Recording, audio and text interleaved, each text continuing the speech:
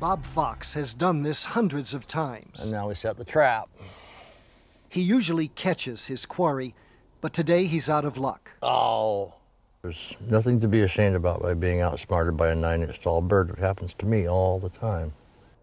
Fox is director of Wild at Heart in Phoenix, a rehabilitation and rescue center for birds of prey. Fast-growing suburbs are evicting a diminutive desert dweller that lives under the ground, usually in holes other animals have dug. If the owls are at home and the bulldozers come, they get buried alive. Or their habitat is completely gone, they have no place to live. And when I tell a developer that, they go, oh my God, really? And most of them are just really, how do we take care of this? Burrowing owls are not endangered, but they are protected by a migratory bird treaty. And when a developer calls, Fox surveys the site, then traps or digs out the owls from their underground nests before construction begins. Bob works very well with the developers. He works with them, not against them. Capturing wild owls is controversial. California doesn't approve it, but Arizona wildlife authorities do. We see this as the most appropriate and actually currently the only available mitigation technique to urban sprawl. Fox keeps the owls for at least 60 days. Trap the birds and just remove them and release them right away, they'd fly right back to their home territory. This way we hold them here, that start to break that fidelity. A good release site is open and flat with enough food and water, and not too many other owls. Once a site is identified, this man goes to work.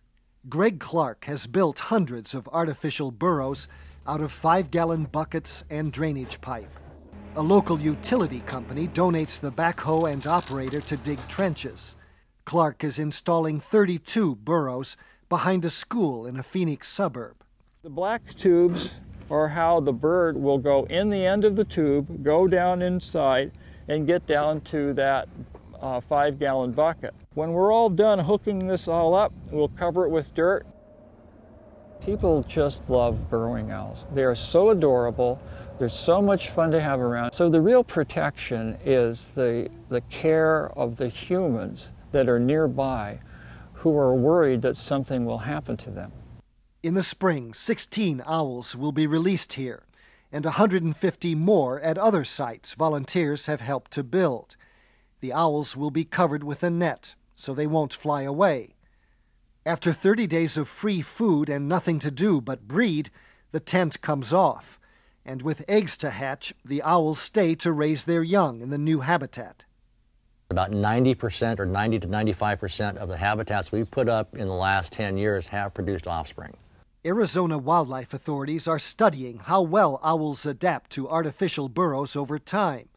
They hope to develop official methods for owl relocation based on these techniques. Since 1994, this program has relocated more than 2,000 owls. For Assignment Earth, I'm Gary Stryker.